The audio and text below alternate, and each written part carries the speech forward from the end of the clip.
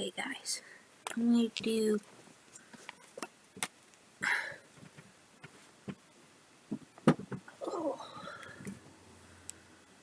let me see. Why is this weird?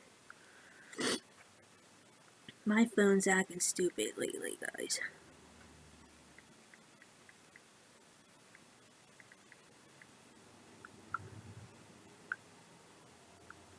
Kind of odd. Okay.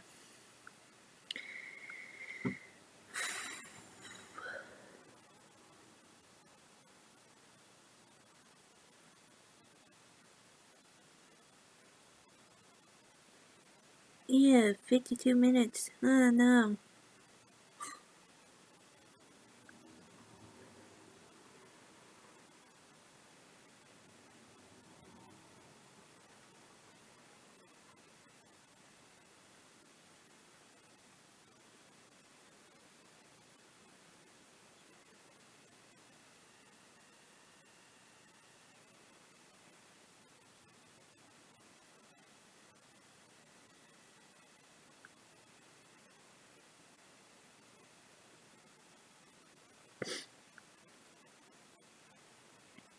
Alright.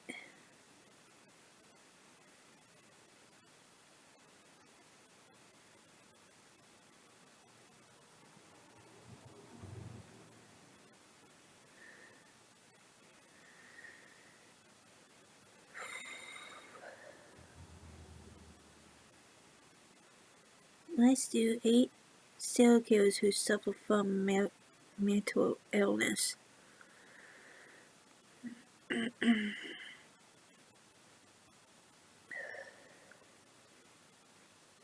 the Domino's app today and become a piece of the live rewards never earned points toward free pizza. Psychologists have spent decades studying the brains of known serial killers in an attempt to find out what makes them tick. Many of them suffer from antisocial personality disorder or deeper mental illness. What could explain their behavior? However, this leads us to a new moral issue.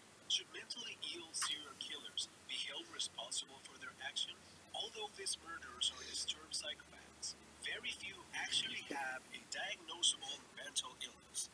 This list includes famous murderers with antisocial personality disorders and paranoid schizophrenic killers. Are you ready to know them all? These are 8 serial killers who suffered from mental illness. Number 8. Kristen Gilbert.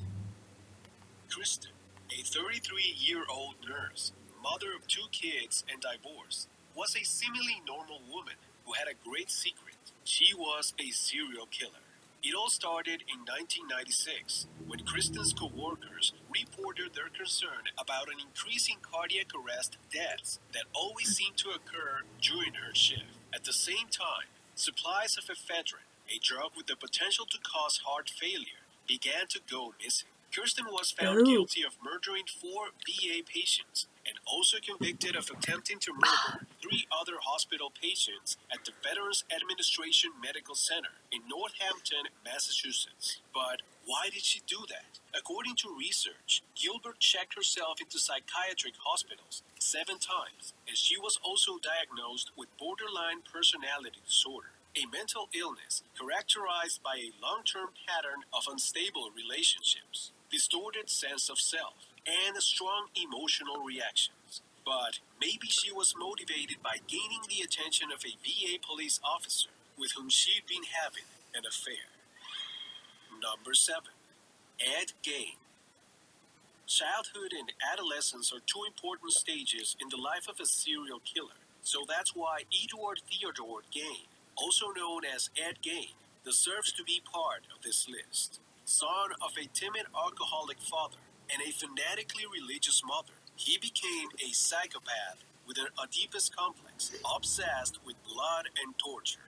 Despite having committed few murders, Ed Gein has been known as one of the most ruthless serial killers of all time, and his house was an absolute horror. Not only did the police find the body of a missing boy, they also found skulls, body parts of other victims, and skin throughout the home.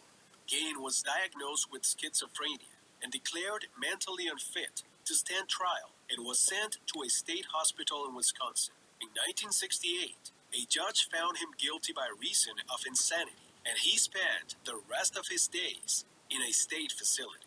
Because of the extreme nature of his crimes, he was the inspiration for writer Robert Bloch's character, Norman Bates, in the 1959 novel Psycho, which in 1960 was turned into a film starring Anthony Perkins and directed by Alfred Hitchcock. Number 6. David Berkowitz, the son of Sam. I'm the son of Sam, and I love hunting. That's what David Berkowitz always wrote at the scene of his crimes. Devoted to Satanism and smart, this serial killer terrorized New York City, killing 6 young people at the end of the 70s. During an interview, David said that he was traumatized by the death of his mother and thereafter became more and more of a loner. He pointed to God as guilty, which led him to stop believing in him and to start reading satanic books. Berkowitz claimed that demons and a black Labrador retriever owned by a neighbor named Sam had ordered him to kill people. And so he did. He shot several couples in parked cars with a .44 caliber rifle, hence its nickname, the .44 caliber killer. Besides, during his killing spree, David used to send letters to New York newspapers, signing them Son of Sam, a reference to the demon he believed lived inside his neighbor's dog. After being caught, Berkowitz was diagnosed with paranoid schizophrenia, and to this day, he continues to be held in prison and regrets the damage he did to so many families. Number 5. Jeffrey Dahmer, the Milwaukee Cannibal. You mean Jeffrey Dahmer? Jeffrey Dahmer was a lively and outgoing boy. He said it or so wrong. his It's father Jeffrey remembered Dahmer. him. This led him to try new things, and one of the first signs of that criminal germ was the mistreatment he perpetrated on animals. Dahmer claimed that his compulsions toward necrophilia and murder began around the age of 14, but it appears that the breakdown of his parents' marriage and their acrimonious divorce a few years later may have been the catalyst for turning these thoughts into actions. He was arrested in 1991 and confessed to sexually abusing, killing, and dismembering 17 men. In addition, Dahmer told police he had also committed necrophilia and cannibalism, so he became the Milwaukee Cannibal. He was sentenced to 15 life terms for a total of 957 years in prison. But during this time in prison, he was attacked by another prisoner and died on the way to the hospital from severe head trauma. He was diagnosed with borderline personality disorder, as was the first killer in this list, Kristen Gilbert. Number 4. Daniel Gonzalez, the Freddy Krueger killer. Daniel Gonzalez was a British pre-killer who murdered 4 people and injured 2 others during 2 days across London and Sussex in September 2004. However, the media have tried to say that he feigned mental illness long before the murders, but his mother provided evidences demonstrating that he was actually ill. In fact, she had previously written to her MP criticizing the fact that a serious incident had to occur before he could receive mental help.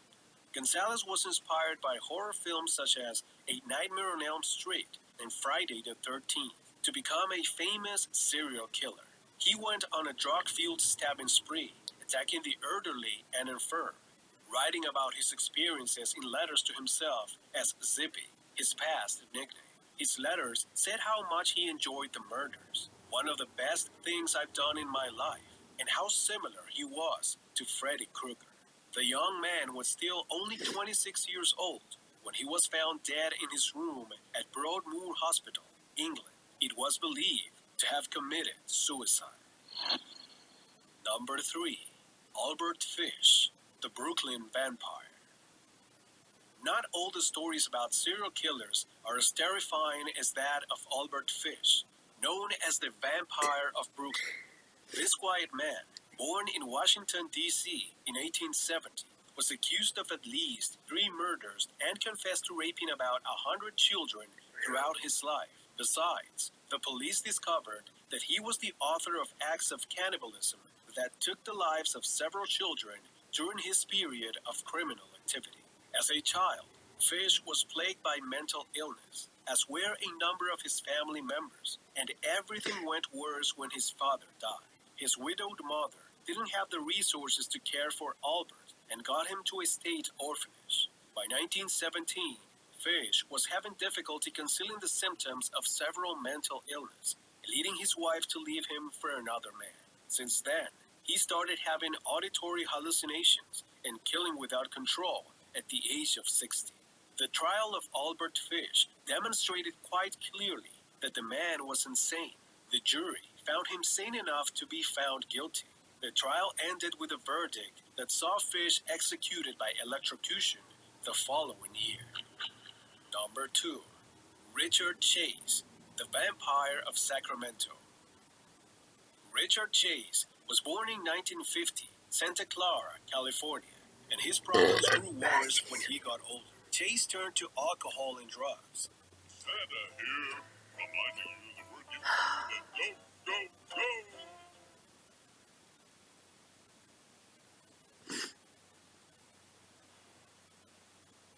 Swinging to savings, Liberty Mutual. Which quickly turned into substance abuse. He was disturbed and unhappy as a child, and his symptoms grew worse in adolescence. He set several small fires, frequently wet the bed, and displayed signs of cruelty towards animals. In 1977, Richard was fully convinced that his organs were moving inside his body, that his heart was slowing down due to lack of blood, and that his stomach was rotting. Given his nickname, it doesn't come out as much of a surprise that Richard Chase's trademark was drinking the blood of his victims after he killed them, so was nicknamed the Vampire of Sacramento. He ended up killing 6 people. The Sacramento Vampire didn't deny anything. On the contrary, in his bizarre confession, he claimed that there was an assassination plot involving his parents, Frank Sinatra, Hugh Hefner, the Mafia, and the Germans. Number 1. Really? James Holmes, the Joker of Aurora. The most famous criminal inspired by the Joker was the young James Holmes, author of the so-called Remember this Aurora dude? Theater shooting I on do. July 20th, 2012.